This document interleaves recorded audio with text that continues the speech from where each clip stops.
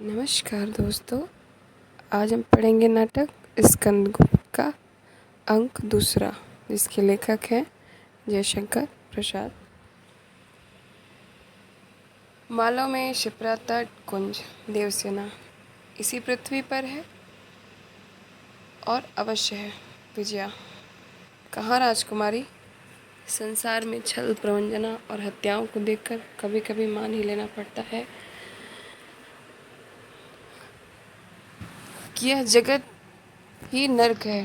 कृतज्ञता और पाखंड का साम्राज्य यही है। छीना झपटी, नोच खसोट, मुंह से आंधी रोटी छीन कर भागने की विकट जीव यही तो है। शमशान के कुत्तों से भी बढ़कर मनुष्यों की पतित दशा है। देवसेना पवित्रता की माप है मलिनता, सुख का आलोचक है दुख, पुण्य की कसौटी है पाप। विजया आकाश के सुंदर नक्षत्र आंखों से केवल देख हो जाते हैं। वे कुसुम कोमल हैं कि वज्र कठोर कौन कह सकता है। आकाश में खेलती हुई कोकिल की करुणामयी तान का कोई रूप है या नहीं, उसे देख नहीं पाते। शतदल और परिजात का सौरभ बिठा रखने की वस्तु नहीं, परंतु संसार में ही नक्षत्र से उज्ज्वल कोमल स्वर्गीय संगीत की प्रतिमा तथा स्थायी कीर्ति सौरभ वाले प्राणी देखे जाते हैं। उन्हीं से स्वर्ग का अनुमान कर लिया जा सकता है। विजया होंगे, परंतु मैंने नहीं देखा। देवसेना तुमने सचमुच कोई ऐसा व्यक्ति नहीं देखा? विजया नहीं तो? देवसेना समझ कर कहो। विजया हाँ, समझ लिया। देवसेना क्या तुम्हारा हृदय कहीं पराजित नहीं हुआ? विजया विचार कर कहो। किसी भी असाधारण महत्व से तुम्हारा दंड हृदय अभिभूत नहीं हुआ? यदि हुआ है तो वही स्वर्ग है, जहाँ हमारी सुंदर कल्पना आदर्श का नीड़ बनाकर विश्राम करती है। वही स्वर्ग है, वही व्यवहार का, वही प्रेम का करने का स्थल स्वर्ग है। और वह इसी लोक में मिलता है, जिसे नहीं मिला वह संसार में अभागा है। विजया तो राजकुमारी मैं कह दूँ? देवसेना हाँ हाँ, तुम्हें कहना ही होगा। विजया मुझे तो आज तक किसी को देखकर हारना नहीं पड़ा। हाँ, एक युवराज के सामने मन ढीला हुआ, परंतु उसे कुछ राजकीय प्रभाव भी कहकर टाल दे सकती है। देवसेना नहीं विजया, वह टालने से, बहला देने से नहीं हो सकता। तुम भाग्यवती हो। देखो, यदि वह स्वर्ग तुम्हारे हाथ लगे। सामने देखकर अरे लो, वह युवराज आ रहे हैं, हम लोग चढ़ चलें। दोनों जाती हैं। स्कंदगुप्त का प्रवेश, पीछे चक्रपाली। स्कंद विजय का क्षणिक उल्लास हृदय की भूख मिटा देगा? कभी नहीं। वीरों का भी क्या ही व्यवसाय है, क्या ही उन्मत्त भावना है। चक्रपालित संसार में जो सबसे महान है वह क्या है? त्याग। त्याग का ही दूसरा नाम महत्व है। प्राणों का मोह त्याग करना वीरता का रहस्य है। चक्र युवराज संपूर्ण संसार कर्मण्य वीरों की चित्रशाला है। वीरत्व एक स्वावलंबी गुण है। प्राणियों का विकास संभवतः इसी विचार के ऊर्जित होने से हुआ है। जीवन में वही तो विजयी होता है जो दिन रात यदोश्त विगत ज्वर का संघना सुना करता है। स्कंद चक्र ऐसा जीवन तो विडंबना है जिसके लिए दिन रात लड़ना पड़े। आकाश में जब शीतल शुभ्र शरद का शस्य का विलास हो, तब भी दांत पर दांत रखे मुट्ठियों को बांधे हुए लाल आंखों से एक दूसरे को घूरा करें। वसंत के मनोहर प्रभात में निर्भीत कारागारों में चुपचाप बहने वाली सरिताओं का स्रोत गर्म रक्त बहाकर लाल कर दिया जाए। नहीं नहीं चक्र, मेरी समझ में मानव जीवन का उद्देश्य नहीं है।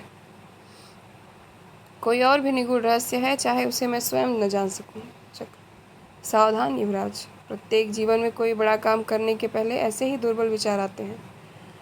वह तुच्छ प्राणों का मोह है, अपने को झगड़ों से अलग रखने के लिए, अपनी रक्षा के लिए यह उसका क्षुद्र प्रयत्न होता है। अयोध्या चलने के लिए आपने कब का समय निश्चित किया है? राज सिंहासन कब तक सुना रहेगा? पुष्यमित्रों और शकों से के युद्ध के समाप्त हो चुके हैं। स्कंद तुम मुझे उत्तेजित कर रहे हो। चक्र हाँ युवराज, मुझे यह अधिकार है। स्कंद नहीं चक्र, अश्वमेध पराक्रम स्वर्गीय सम्राट कुमार गुप्त का आसन मेरे योग्य नहीं। मैं झगड़ा करना नहीं चाहता। मुझे सिंहासन न चाहिए, पुरगुप्त को रहने दो। मेरा अकेला जीवन है। मुझे चक्र यह नहीं होगा। यदि राज्य शक्ति के केंद्र में ही अन्याय होगा, तब तो समग्र राष्ट्र अन्यायों का क्रीड़ा स्थल हो जाएगा। आपको सबके अधिकारों की रक्षा के लिए अपना अधिकार सुरक्षित करना ही पड़ेगा।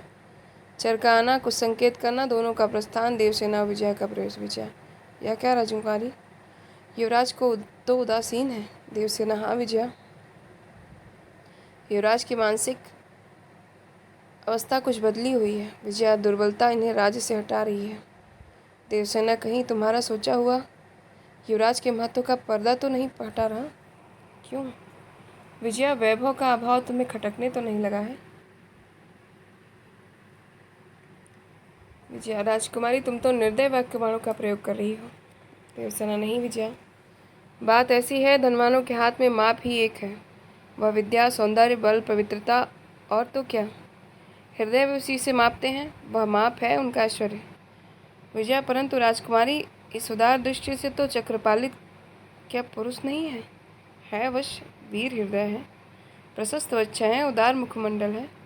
देवसेना: और सबसे अच्छी एक बात, तुम समझती हो कि वह महत्वाकांक्षी है, उसे तुम अपने वैभव से क्रय कर सकती हो। क्यों भाई, तुमको लेना है, तुम स्वयं समझ लो, मेरी दलाली नहीं चलेगी। विजया: जाओ राजकुमारी। देवसेना: एक गाना सुनोगी? विजया: महारानी खोजती होंगी, अब चलना चाहिए। देवसेना: तब तुम अभी प्रेम करने का, मनुष्य फंसाने का ठीक सिद्धांत नहीं जानती। विजया: क्या? देवसेना: नए ढंग के आभूषण, सुंदर वसन, भरा हुआ यौवन, यह सब तो चाहिए ही, परंतु एक वस्तु और चाहिए। सो पुरुष को वशीभूत करने के लिए पहले चाहिए एक धोखे की टट्टी। मेरा तात्पर्य है एक वेदना अनुभव करने का, एक विफलता का अभिनव उसके मुख पर रहे, जिसके कुछ आड़ी तिरछी रेखाएं मुख पर पड़े और मूर्ख मनुष्य उन्हीं को पढ़ लेने के लिए व्याकुल हो जाए, और फिर 2 बूंद गरम गरम आंसू, इसके बाद एक तान वागीश्वरी की करुण कोमल तान, बिना इसके सब रंग फीका। विजय: उस समय भी गान? देवसेना: बिना गान के कोई कार्य नहीं, विश्व के प्रत्येक कंप में एक ताल है। आहा, तुमने सुना नहीं, दुर्भाग्य हमारा। तुम्हारा सुनोगी? विजय: राजकुमारी, गाने का भी रोग होता है क्या? हाथ को ऊंचे नीचे हिलाना, मुंह बनाकर एक भाव प्रकट करना, फिर सिर को इस जोर से हिला देना जैसे उस तान से शून्य एक खिलोर उठ गई। देवसेना: विजया, प्रत्येक परमाणु के मिलन में एक सम है, प्रत्येक हरी हरी पत्ती मिलने में एक लय है। मनुष्य ने अपना स्वर विकृत कर रखा है, इसी से तो उसका स्वर विश्व वीणा में शीघ्र नहीं मिलता। पांडित्य के मारे जब देखो, जहाँ देखो बेताल बेसुरा बोलेगा। पक्षियों को देखो, उनकी चहचह कलकल छलछल में काकली में रागनी है। विजय: राजकुमारी, क्या कह रही हो? देवसेना: तुमने एकांत टीले पर सबसे अलग शरद के सुंदर प्रभात में खुला हुआ फूलों से लदा हुआ परिजात वृक्ष देखा है? या नहीं तो? देवसेना: उसका स्वर अन्य वृक्षों से नहीं मिलता, वह अकेले अपने सौरभ की तान से दक्षिण पवन में कंप उत्पन्न करता है, कलियों को चटकार कर, ताली बजाकर, झूम झूम कर नाचता है। अपना नृत्य, अपना संगीत वह स्वयं देखता है, सुनता है, उसके अंतर जीवन से शक्ति वीणा बजाती है, वह बड़े कोमल स्वर में गाता है। घने प्रेम तरुतले बैठ चालो, भव आतप से तापित और जले, छाया है विश्वास की श्रद्धा सरिता कुल, सींची आंसुओं से मृदुल है परागमय धूल, यहाँ कौन जो छले, फूल चू पड़े बात से भरे हृदय का घाव, मन की कथा व्यथा भरी बैठे सुनते जाओ, कहाँ जा रहे चले, पी लो छवि रस माधुरी की, सींचो जीवन बेल, जी लो सुख से आयु भर, या माया का खेल, मिलो स्नेह से गले घने प्रेम की तरतले। बंधु वर्मा का को प्रवेश। देवसेना संकुचित होती सी: अरे भैया।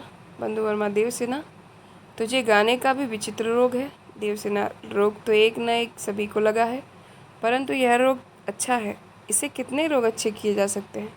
बंधु वर्मा: पगली, जा देख, युवराज जा रहे हैं, कुसुमपुर से कोई समाचार आया है?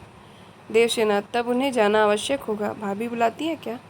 बंधु वर्मा: हाँ, उनकी विदाई करनी होगी, संभवतः सिंहासन पर बैठने का राज्याभिषेक का प्रकरण होगा।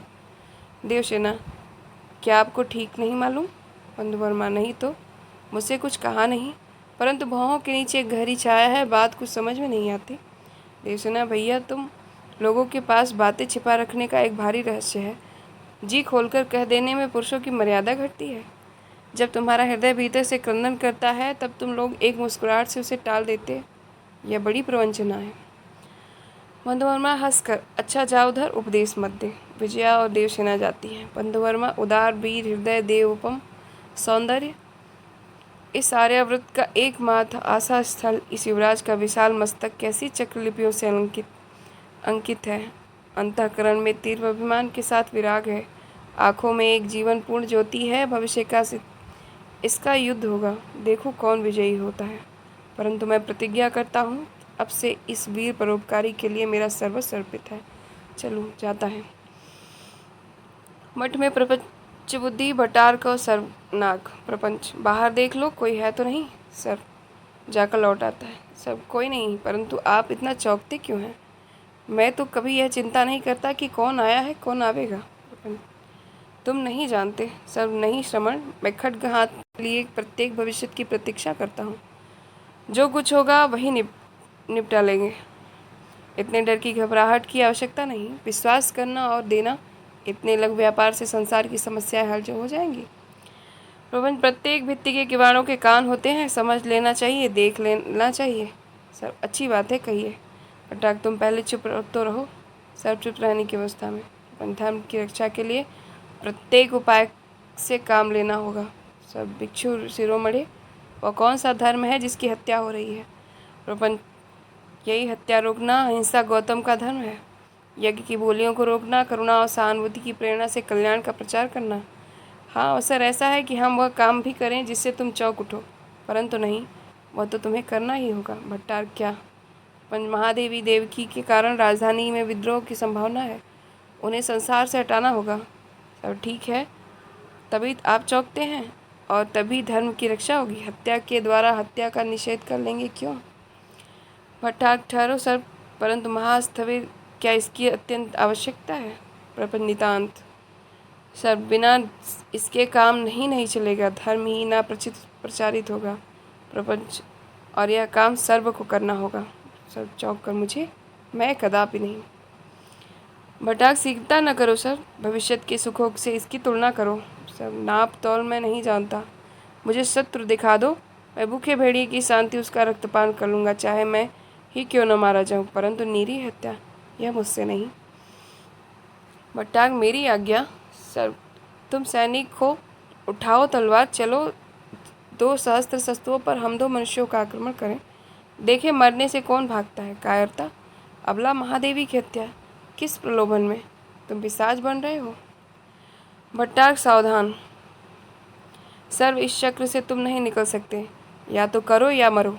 मैं सज्जनता का स्वांग नहीं ले सकता, मुझे वह नहीं भाता, मुझे कुछ के लेना है, वह जैसे मिलेगा लूँगा।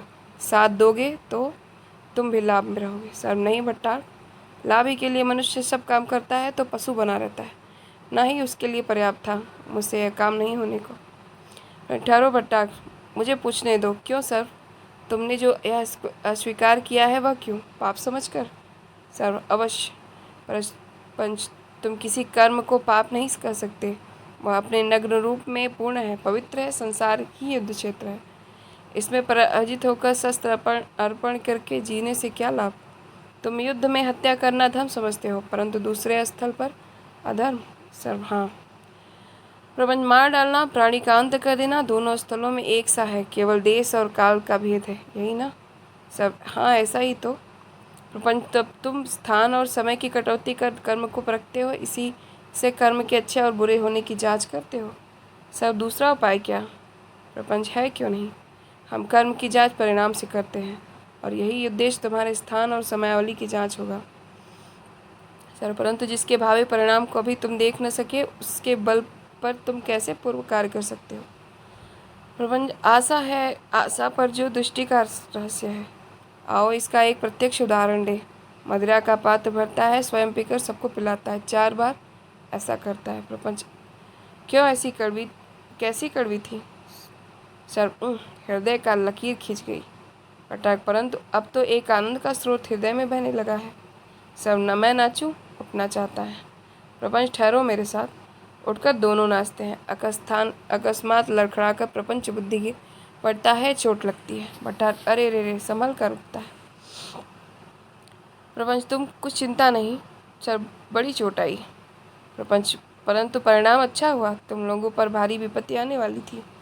भट्टार्क वह टल गई क्या? आश्चर्य से देखता है। सब क्यों सेनापति, टल गई? प्रपंच, उस विपत्ति का निवारण करने के लिए ही मैंने यह कष्ट सहा। मैं तुम लोगों के भूत भविष्य वर्तमान नियामक, रक्षक और दृष्टा हूँ। जाओ, अब तुम लोग निर्भय हो। भट्टार्क, धन्य गुरुदेव। सर्व आश्चर्य। भट्टार्क, शंका न करो, श्रद्धा करो, श्रद्धा का फल मिलेगा। सर्व, अब भी तुम विश्वास नहीं करते? सर्व, करता हूँ, जो आज्ञा होगी वही करूँगा। प्रपंच, अच्छी बात है, चलो सब जाते हैं। धातुसेन का प्रवेश। दाससेन, मैं अभी यहीं रह गया, सिंघल नहीं गया। इस रहस्यपूर्ण अभिनय को देखने की इच्छा बलवती हुई, परंतु मुद्गल तो अभी नहीं आया। यही तो आने को था। देखता है, लो वहाँ गया। मुद्गल, क्यों भैया, तुम ही धातुसेन हो? हंसकर, हाँ, पहचानते नहीं? मुद्गल, किसी की धातु पहचानना बड़ा असाधारण कार्य है। तुम किस धातु के हो? दाद भाई, सोना अत्यंत घन होता है, बहुत शीघ्र गर्म होता है और हवा लग जाने से शीतल हो जाता है। मूल्य भी बहुत लगता है, इतने पर भी सिर पर बोझ सा रहता है। मैं सोना नहीं हूँ, क्योंकि उसकी रक्षा के लिए भी एक धातु की आवश्यकता होती है, वह है लोहा। मुद्गल, तब तुम लोहे के हो? दाद, लोहा बड़ा कठोर होता है, कभी कभी वो लोहे को भी काट डालता है। ओहो भाई, मैं तो मिट्टी हूँ, मिट्टी जिसमें से सब निकलते हैं। मेरी समझ में तो मेरे शरीर की धातु मिट्टी है, जो किसी लोभ की सामग्री नहीं है, और वास्तव में उसी के लिए सब धातु अस्त्र बनकर चलते हैं, लड़ते हैं, जलते हैं, टूटते हैं, फिर मिट्टी होते हैं। इसलिए मुझे मिट्टी समझो, धूल समझो। परंतु यह तो बताओ, महादेवी की मुक्ति के लिए क्या उपाय सोचा? मुद्गल, मुक्ति का उपाय? अरे ब्राह्मण, मुक्ति भोजन करते हुए मरने में, बनियों की दीवालों की चोट से गिर जाने में, और शूद्रों की, हम तीनों की ठोकरों से मुक्ति ही मुक्ति है। महादेवी तो छत्राणी है, संभवतः उनकी मुक्ति शस्त्र से होगी। तुमने ठीक सोचा। आज अर्धरात में कारागृह में? मुद्गल, कुछ चिंता नहीं युवराज, आ गए हैं। मैं भी प्रस्तुत रहूँगा। दोनों जाते हैं। पट परिवर्तन। देवकी के राज मंदिर का बाहरी भाग, मंदिरोत्मत सर्वनाग का प्रयोश। सर्व, कादम कामनी कंचल वर्णमाला के पहले अक्षर करना होगा, इन्हीं के लिए कर्म करना होगा। मनुष्य को यदि कम वर्गों की चोट नहीं तो कर्म क्यों करे? कर्म में कू और जोड़ दे तो लो, अच्छी वर्ण मैत्री होगी। कादम, ओह प्यास, प्याले से मदरा उड़ता है। लाल, यह क्या रक्त!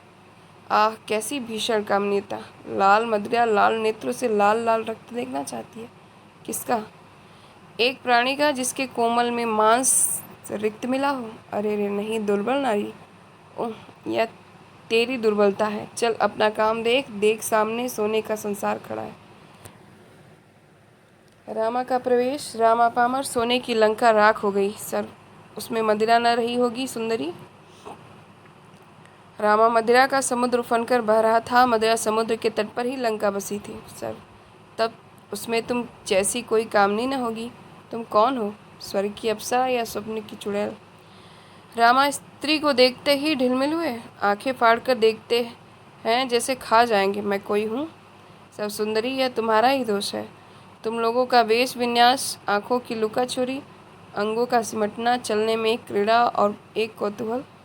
पुकार कर टोक कर कहते हैं, हमें देखो। हम क्या करें, देखते नहीं बनता है। रामा, दुर्वृत्त मद्यप, तू अपनी स्त्री को भी नहीं पहचानता, पर स्त्री समझ के उसे छेड़ता है। सर, संभल कर, अरे ओह, मेरी रमा हो तुम? रामा, हाँ मैं ही हूँ। सर, हंस कर, तभी तो मैं तुमको जानकर ही बोला नहीं, भला मैं किसी परिस्थिति से जीभ निकालकर कान पकड़ता है। रमा, अच्छा यह तो बताओ, कादम पीना कहाँ से सीखा? अरे क्या बकते थे? सर, अरे प्रिय, तुमसे न कहूँगा तो किससे कहूँगा, सुनो। रमा, हाँ कहो। सर, तुमको रानी बनाऊँगा। रमा चौकर, क्या? सर, तुम्हें सोने से लाद दूंगा। रमा, किस तरह? सर, वह भी बतला दूं। तुम नित्य कहती आती हो कि तुम निकम्मा है, अपदार्थ है, कुछ नहीं है, तो मैं कुछ कर दिखाना चाहता हूँ। रमा, अरे कहो भी। सब वो पीछे बताऊंगा, आज तुम महादेवी के बंदीगृह में न जाना, समझी ना? रमा उत्सुकता से, क्यों? सब, सोना लेना है। लो, सोना लेना हो, मान लेना हो तो ऐसा ही करना, क्योंकि आज वहाँ जो कांड होगा तुम उसे देख न सकोगी। तुम अभी इसी स्थान से लौट जाओ। रामा डरती हुई, क्या करोगे? तुम पिशाच की दुष्कामना से भी भयानक दिखाई देते हो। तुम क्या करोगे, बोलो। सर, मद्यपान करता हुआ हत्या। थोड़ी सी मदिरा दे, शीघ्र दे, नहीं तो छुरा भोंक दूंगा। ओह, मेरा नशा उखड़ा जा रहा। रमा, आज तुम्हें क्या हो गया है मेरे स्वामी? सर, अभी मैं तेरा कुछ नहीं हूँ, सोना मिलने से हो जाऊंगा। इसी का उद्योग कर रहा हूँ। इधर उधर देखकर बगल में सुराही निकाल कर पीता है। रामा, ओह, मैं समझ गई, तूने बेच दिया, पिशाच के हाथ तूने अपने को बेच दिया। आहा, ऐसा सुंदर, ऐसा मनुष्यचित मन, कौड़ी के मोल बेच दिया। लोभ वश मनुष्य पशु हो गया। रक्त पिपासु, कुकर्म मनुष्य, कृतज्ञता की कीच की कीड़ा, नरक की दुर्गंध। तेरी इच्छा कदापि पूर्ण होने दूंगी। मेरे रक्त के प्रत्येक परमाणु में जिसकी कृपा की शक्ति है, जिसके स्नेह का आकर्षण है, उसके प्रतिकूल का आचरण वह मेरा पति तो क्या, स्वयं ईश्वर भी हो नहीं करने पावेगा। सब क्या तू? रमा, हाँ हाँ, मैं न होने दूंगी। मुझे ही मार ले हत्यारे, मद्यप। तेरी रक्त पिपासा शांत हो जाए, परंतु महादेवी पर हाथ लगाया तो मैं पिशाचनी सी प्रलय की काली आंधी बनकर कुचक्रियों की जीवन की काली राख अपने शरीर में लपेटकर तांडव नृत्य करूंगी। मान जा, इसी में तेरा भला है। सर, अच्छा तो इसमें विघ्न डालेगी? तू तो क्या, विघ्नों का पहाड़ भी होगा तो ठोकरों से हटा दिया जाएगा। मुझे सोना और सम्मान मिलने में कौन बाधा देगा? रामा, मैं दूंगी। सोना मैं नहीं चाहती, मान मैं नहीं चाहती। मुझे अपना स्वामी अपने उसी मनुष्य रूप में चाहिए। पैर पड़ती है। स्वामी, हिंस पशु भी जिनसे पाले जाते हैं उन पर चोट नहीं करते। अरे तुम तो मस्तिष्क रखने वाले मनुष्य हो। सर ठुकरा देता है, जा तू हट जा, नहीं तो मुझे एक के स्थान पर दो हत्याएं करनी पड़ेगी। मैं प्रतिश्रुत हूँ, वचन दे चुका हूँ। रामा प्रार्थना करती हुई, तुम्हारा यह झूठा सत्य है। ऐसी प्रतिज्ञाओं का पालन सत्य नहीं कहा जा सकता। ऐसे धोखे के सत्य लेकर ही संसार में पाप और सत्य बढ़ते हैं। स्वामी, मान जाओ। सर, ओह, विलम्ब होता है तो पहले तू ही ले। पकड़ना और मारना चाहता है। रामा शीघ्रता से हाथ छुड़ाकर भाग जाती। अंधन देवी, प्रपंच बुद्धि और भट्टार का प्रवेश। भट्टार, सर सर जय हो, मैं प्रस्तुत हूँ, परंतु मेरी स्त्री इसमें बाधा डालना चाहती है। मैं पहले उसी को पकड़ना चाहता था, तो परंतु वह भगी। देवी, सौगंध है, यदि तू विश्वासघात करेगा तो कुत्तों से नचवा दिया जाएगा। प्रपंच, सर्व तुम तो स्त्री नहीं हो। सर्व नहीं, मैं प्रतिश्रुत हूँ, परंतु भट्टाक, तुम्हारी पद वृद्धि और पुरस्कार का प्रमाण पत्र यह प्रस्तुत है, दिखाता है। काम हो जाने पर सर्व तब शीघ्र चलिए। दुष्टा रामा भीतर पहुँच गई होगी। सब जाते हैं। बंदीगृह में देवकी और रामा। रामा, महादेवी, मैं लज्जा से गर्द डूब रही हूँ। मुझे कृतज्ञता और सेवा धर्म से धिक्कार दे रहे हैं मेरा स्वामी।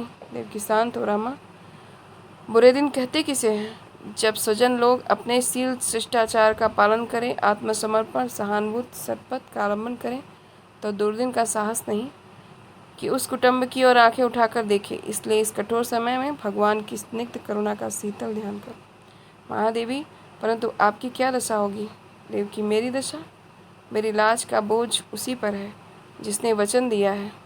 इस विपद भंजन के असीम दया अपना सिद्ध अंचल सब दुखियों के आंसू पोंछने के लिए सदैव हाथ में लिए रहती है। रामा, परंतु उसने पिशाच का प्रतिनिधित्व किया है। और देवकी, न घबरा रामा, एक पिशाच नहीं, नरक के असंख्य दुर्दार प्रेम और क्रूर पिशाचों का त्रास उनकी ज्वाला दयामय कृपा दृष्टि के एक बूंद से शांत होती है। नेपथ्य से गाना, पालना बने प्रलय की लहरें, शीतल हो ज्वाला की आंधी, करुणा के घन चेहरे, दया दुलार में पल भर भी विपदा पास न ठहरे, प्रभु का हो विश्वास, सत्य तो सुख का केतन फहरे। भट्टारक आदि के साथ अनंत देवी का प्रवेश। अनंत, परंतु व्यंग की विष ज्वाला रक्त धारा से भी नहीं बुझती। देवकी, तुम मरने के लिए प्रस्तुत हो जाओ। देवकी, क्या तुम मेरी हत्या करोगी? प्रपंच बुद्धि, हाँ। सद्धर्म का विरोधी हिमालय का की निर्जन ऊंची चोटी तथा अगाध समुद्र के अंतल में भी नहीं बचने पावेगा, और उस महाबलिदान का आरंभ तुम्ही से होगा। सर्व आगे बढ़ो। रामा, एक सर्व नहीं, तुम्हारे जैसे सैकड़ों पिशाच भी यदि जुटकर आवे, जो महादेवी का अंग स्पर्श कोई न कर सकेगा। छुरी निकालती है। सर, मैं तेरा स्वामी हूँ रामा, क्या तू मेरी हत्या करेगी? रामा, ओह, बड़ी धर्म बुद्धि जगी है पिशाच को, और यह महादेवी तेरी कौन है? सब फिर भी मैं तेरा रामा, स्वामी नहीं, नहीं, तू मेरा स्वामी कि नरक निवासिनी प्रेतात्मा है। तेरी हत्या कैसी? तू तो कभी का मर चुका है। देवकी, शांत हो रामा। देवकी अपने रक्त के बदले और किसी का रक्त नहीं गिराना चाहती। चल रे रक्त प्यास के कुत्ते, चल अपना काम कर। सर्व आगे बढ़ता है। आनंद देवी, क्यों देवकी? राज सिंहासन लेने की स्पर्धा क्या हुई? देवकी, परमात्मा की कृपा है कि मैं स्वामी के रक्त से कलुषित सिंहासन पर न बैठ सकी। भट्टार, भगवान का स्मरण कर लो। देवकी, मेरे अंतर की करुण कामना एक थी कि स्कंद को देख लूं, परंतु तुम लोगों से हत्यारों से मैं उसके लिए भी प्रार्थना न करूंगी। प्रार्थना उसी विश्वम्भर के श्री चरणों में है जो अपनी अनंत दया का भेद कवच पहनाकर मेरे स्कंद को सदैव सुरक्षित रखेगा। सर, अच्छा तो खड्ग उठाता है। रमा सामने आकर खड़ी हो जाती। हट जा विवाह। रामा, मूर्ख अभागा कौन है जो संसार के सबसे पवित्र धर्म कृतज्ञता को भूल जाता है और भूल जाता है कि सबके ऊपर एक अटल अदृष्ट का नियामक सर्वशक्तिमान है, वह या मैं। सब कहता है ऊँट की अपनी लोथ मुझे पैरों से न ठुकराने दे। रामा, टुकड़े का लोभी, तू सती का अपमान करे, यह तेरी स्पर्धा? तू कीड़ों से भी तुच्छ है।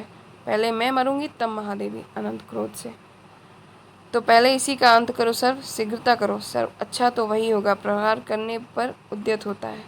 किवाड़ तोड़कर स्कंद भीतर घुसाता है। पीछे मुदगल और धातु सेना आते ही सरगुनार की गर्दन दबाकर तलवार छीन लेता है। स्कंद भट्टार्क से, क्यों नीच पशु, तेरी क्या इच्छा है? भट्टा, राजकुमार, वीर के प्रति उचित व्यवहार होना चाहिए। स्कंद, तू वीर है?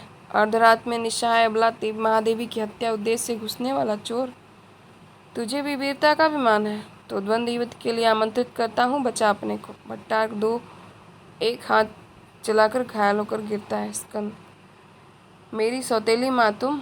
अनंत, स्कंद, फिर भी मैं तुम्हारे पिता की पत्नी हूँ। घुटनों के बल बैठकर हाथ जोड़ती हूँ।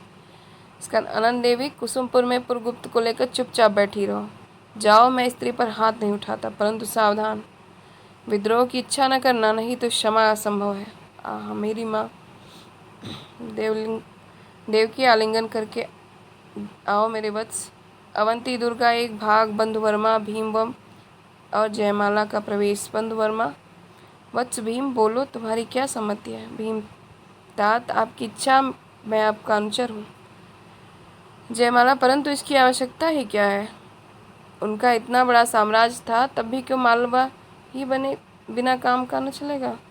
परंतु देवी, केवल स्वार्थ देने का अवसर नहीं। यह ठीक है कि शकों के पतन काल में पुष्कराधिपति स्वर्गीय महाराज सिंह वर्मा ने एक स्वतंत्र राज्य स्थापित किया और उनके वंशधर ही राज्य के स्वत्व अधिकारी हैं, परंतु उस राज्य का ध्वंस हो चुका है। बंधु, देवी, केवल स्वार्थ देखने का अवसर नहीं है। ठीक है कि शकों के पतन काल में स्वर्गीय महाराज सिंह ने एक स्वतंत्र राज्य स्थापित किया और उनके वंशधर इस राज्य के सत्वाधिकारी हैं, परंतु इस राज्य का ध्वंस हो चुका है। म्लेच्छों की सम्मिलित वाहिनी उसे धूल में मिला चुकी थी। उस समय तुम लोगों को केवल आत्महत्या का ही आलंबन निषेध था। तभी स्कंदगुप्त ने रक्षा की थी। यह राज्य अब न्याय से उन्हीं का है। भीम, परंतु क्या वे मांगते हैं? बंधु, नहीं भीम, युवराज स्कंदगुप्त ऐसे क्षुद्र हृदय के नहीं। उन्होंने पुरगुप्त को इस जगत अपराध पर भी मगध का शासक बना दिया है। वह तो सिंहासन भी नहीं लेना चाहते। जयमाला, परंतु तुम्हारा माला उन्हें प्रिय है। बंधु देवी, तुम नहीं देखती हो कि आर्यावर्त एक पर विपत्ति की प्रलय मेघवाला घिर रही है। आर्य साम्राज्य के अंतर विरोधी और दुर्बलता को आक्रमणकारी भली भांति जान गए हैं। शीघ्र ही देशव्यापी युद्ध की संभावना है। इसलिए मेरी ही सम्मति है कि साम्राज्य को सुव्यवस्था के लिए, आर्य राष्ट्र के त्राण के लिए युवराज उज्जैनी में रहे। इसमें सबका कल्याण है। आर्यावर्त का जीवन केवल स्कंदगुप्त के कल्याण में है और उज्जैनी में साम्राज्याभिषेक का अनुष्ठान होगा। सम्राट होंगे स्कंदगुप्त। जयमाला, आर्यपुत्र, अपना पैतृक राज इस प्रकार से दूसरों के पत्तल में निसंकोच अर्पित करते हुए हृदय कांपता नहीं है? क्या फिर उन्हीं की सेवा करते हुए दास के समान जीवन व्यतीत करना होगा? बंधु सिर झुकाकर सोचते हुए, तुम कृतज्ञता का समर्थन करोगी, वैभव ऐश्वर्य के लिए ऐसा कदर इस प्रस्ताव करोगी, इसका मुझे स्वप्न में भी ध्यान न था। जयमाला, यदि होता बंधु, तब मैं इस कुटुंब की कमनीय कल्पना को दूर से ही नमस्कार करता और आजीवन अव्याहित रहता। क्षत्रिय जो केवल खड्ग रखने वाले हैं, सैनिक हैं, उन्हें विलास की सामग्रियों का लोभ नहीं रहता। सिंहासन पर, मुलायम गद्दों पर लेटने के लिए या अकर्मण्यता और शरीर पोषण के लिए क्षत्रियों ने लोहे को अपना आभूषण नहीं बनाया है। भीम भैया, तब बंधु भीम, क्षत्रियों का कर्तव्य है आचरण परायण होना, विपद का हंसते हुए आलिंगन करना, विभीषिकाओं की मुस्किया पर अवहेलना करना और अपने विपन्नों के लिए, अपने धर्म के लिए, देश के लिए प्राण देना। देवसेना का सहसा प्रयास। देवसेना, भाभी सर्वात्मा के स्वर में आत्मसमर्पण के प्रत्येक ताल में अपने विशिष्ट व्यक्तित्व का विस्मित हो जाना एक मनोहर संगीत है। शुद्ध स्वास्थ्य भाभी, जाने दो भैया को, देखो कैसा उदार, कैसा महान, कितना पवित्र। जयमाला, देवसेना समष्टि में भी व्यस्त रहता है, व्यक्तियों से ही जाति बनती है। विश्व प्रेम सर्वभूत हित कामना परम धर्म है, परंतु इसको अर्थ यह नहीं हो सकता कि अपने पर प्रेम न हो।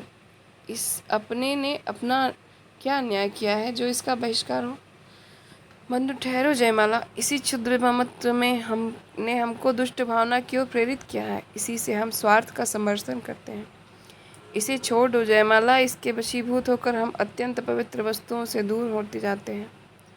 बलिदान करने के योग्य वह नहीं जिससे अपना आपा नहीं खोया हो। भीम, भाभी अब तक न करो, समस्त देश के कल्याण के लिए कुटुंब की भी नहीं के क्षुद्र स्वास्थ्यों की बलि होने दो। भाभी, हृदय नाच उठा है, जाने दो इस नीच प्रस्ताव को। देखो हमारा आर्यव्रत विपन्न है, यदि हम मर मिटकर भी इसकी सेवा करें सकें। जयमाला, जब सभी लोगों की ऐसी इच्छा है तब मुझे क्या।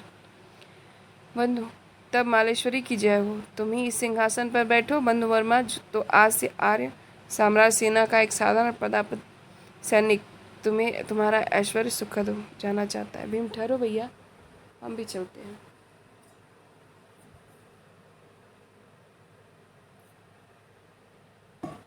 चक्रपालित प्रवेश करके, धन्य वीर, तुमने क्षत्रिय का सिर ऊंचा किया है। बंधुवर्मा, आज तुम महान हो, हम तुम्हारा अभिनंदन करते हैं। रण में, वन में, विपत्ति में, आनंद में हम सब संभागी होंगे। धन्य तुम्हारी जननी जिसने आर्य राष्ट्र का ऐसा सूर सैनिक उत्पन्न किया। बंधु स्वागत चक्र, मालेश्वरी की जय हो। अब हम सैनिक जाते हैं। चक्र, ठहरो बंद, एक सुखद समाचार सुन लो। पिताजी का अभी भी पत्र आया है कि सौराष्ट्र के शकों के निर्मूल करके परम भट्टारक मालव के लिए प्रस्थान कर चुके हैं। बंधु, संभवतः महाराज पुत्र उत्तर पद की सीमा रक्षा करेंगे। चक्र, हाँ बंधु। देवसेना, चलो भाई, मैं भी तुम लोगों के साथ सेवा करूँगी। जयमाला घुटने टेक कर, मालेश्वर की जय हो, प्रजा ने अपराध किया है, दंड दीजिए। पतिदेव, आपकी दासी क्षमा मांगती है। मेरी आंखें खुल गई, आज हमने जो राज्य पाया है वह विश्व साम्राज्य से भी ऊंचा महान है। मेरे स्वामी, ऐसे महान धन्य हूँ मैं। बंधु वर्मा सिर पर हाथ रखता है, पट में भट्टार को उसकी माता। कमला, तुम मेरा पुत्र है कि नहीं। भट्टार, माँ, संसार में इतना ही तो स्थिर सत्य है और मुझे इतने ही पर विश्वास है। संसार और समस्त लांछनों का मैं तिरस्कार करता हूँ। किस लिए? केवल इसीलिए कि तू मेरी माँ है और वह जीवित है। कमला, और मुझे इसका दुख है कि मैं मर क्यों नहीं गई, मैं क्यों अपने कलंकपूर्ण जीवन को पालती रही। भट्टार, तेरी माँ को एक ही आशा थी कि पुत्र देश की सेवक होगा। मैं इच्छा से पदललित भारत भूमि का उद्धार करके मेरा कलंक धुला डालेगा, मेरा सिर ऊंचा होगा, परंतु हाय भट्टार, माँ, तो तुम्हारी आशाओं के मैंने विफल किया। क्या मेरी खड्गता आग के फूल नहीं बरसाती? क्या मेरे रणनाथ वज्रधन के समान शत्रु के कलेजे नहीं कपा देते? क्या तेरे भट्टार का लोहा भारत के क्षत्रिय नहीं मानते? कमला, मानते हैं, इसी से तो ग्लानि है। भट्टार, घर लौट जाओ माँ। ग्लानि क्यों है? कमला, इसलिए कि तू देशद्रोही है, तो राजकुल की शांति का प्रलय मेघ बन गया, तो साम्राज्य के कुचक्रियों में से एक है। ओह नीच कृतज्ञ। कमला कलंकनी हो सकती है, परंतु यह नीचता कृतज्ञता उसके रक्त में नहीं। रोती है विजया का प्रवेश। विजया माता, तुम रो क्यों रही हो? भट्टार की ओर देखकर, यह कौन है? क्यों जी, तुमने इस वृद्धा को क्यों अपमान किया है? कलमा देवी। भट्टार, माँ, अब और लज्जित न करो, चलो घर चलो। विजया, स्वागत। आहा, जैसी वीरत्व संयोजक मनोहर नृत्य है और गुप्त साम्राज्य का महाप्रतिकृत। कमला, इस पिशाच से छलना के लिए रूप बदला है। साम्राज्य का अभिषेक होने वाला है, यह उसी से कोई प्रपंच रचने आया है। मेरी कोई न सुनेगा, नहीं तो मैं स्वयं इसे दंडनायक को समर्पित कर देती। सहसा मातृगुप्त, मुदगल और गोविंद गुप्त का प्रवेश। कौन? भट्टार? अरे यहाँ भी? भट्टार तलवार निकालता है, गोविंद गुप्त उसके हाथ से तलवार छीन लेता है। मुदगल, महाराज पुत्र गोविंद गुप्त की जय। गोविंद, कृतज्ञ वीरता उन्माद नहीं है, आंधी नहीं है जो उचित अनुचित का विचार न करती हो। केवल शस्त्र बल पर टिकी हुई वीरता बिना पैर की होती है। उसकी दृढ़ भित्ति है न्याय। तू उसे कुचलने पर सिर ऊंचा उठाकर नहीं रह सकता। मातृगुप्त, बंदी करो इसे। और तुम कौन हो भद्रे? कमला, मैं इस कृतज्ञ की माता। अच्छा हुआ, मैं तो स्वयं यही विचार करती थी। गोविंद, यह तो मैंने अपने कानों से सुना। धन्य हो देवी, तुम जैसी जननियाँ जब तक उत्पन्न होतींगी यह राष्ट्र का विनाश असंभव है। और यह युवती कौन है? कमला, मुझे सहायता देती थी। कोई अभिजात कुल की कन्या है, इसका कोई अपराध नहीं। मुदगल, अरे राम, यह भी अवश्य कोई भयानक स्त्री होगी। मातृ, परंतु यह अपना परिचय भी नहीं दे रही। विजया, मैं अपराधिनी हूँ, मुझे भी बंदी करो। भट्टार, किया क्यों? इस युवती से तो मैं परिचित भी नहीं हूँ, इसका कोई अपराध नहीं। विजया, स्वगत। ओह, इस आनंद महोत्सव में मुझे कौन पूछता है? मैं मालव में अब किस काम की हूँ?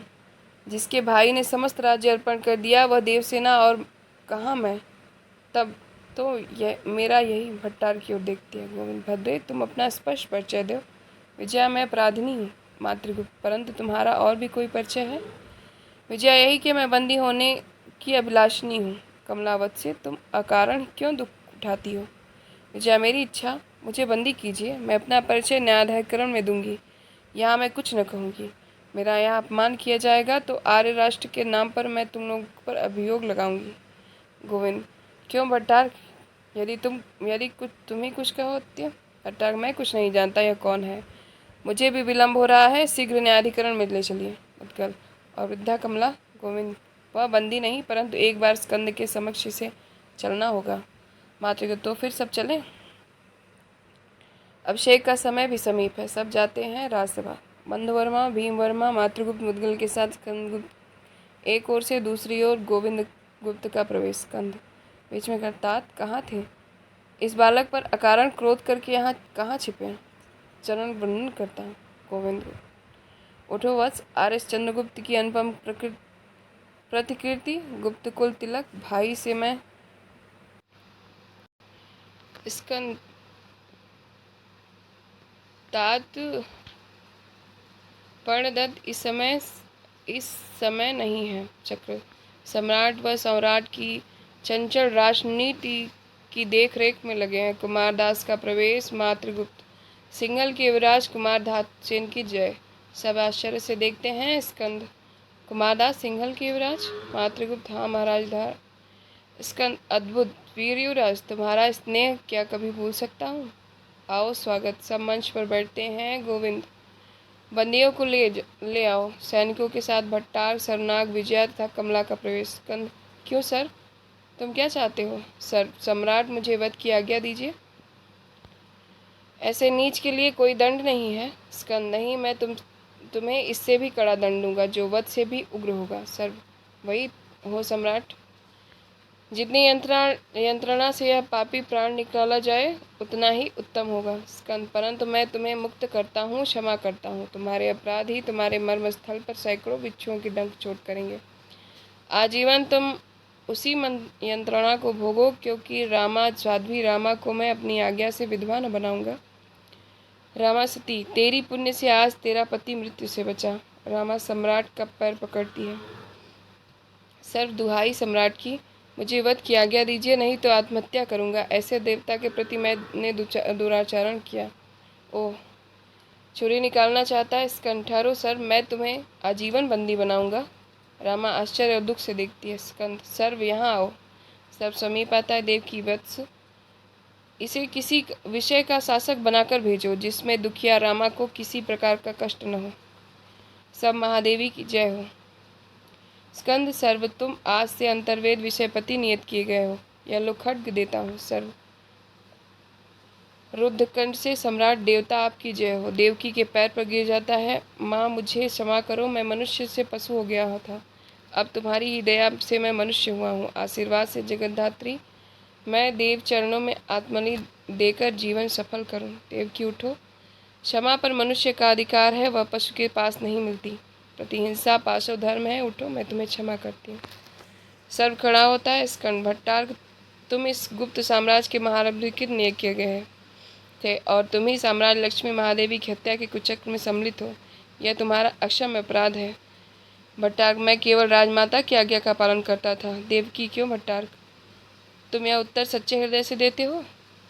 क्या ऐसा कहकर तुम स्वयं अपने को धोखा देते हुए औरों को भी प्रत नहीं कर रहे हो? भट्टार्क, अपराध हुआ।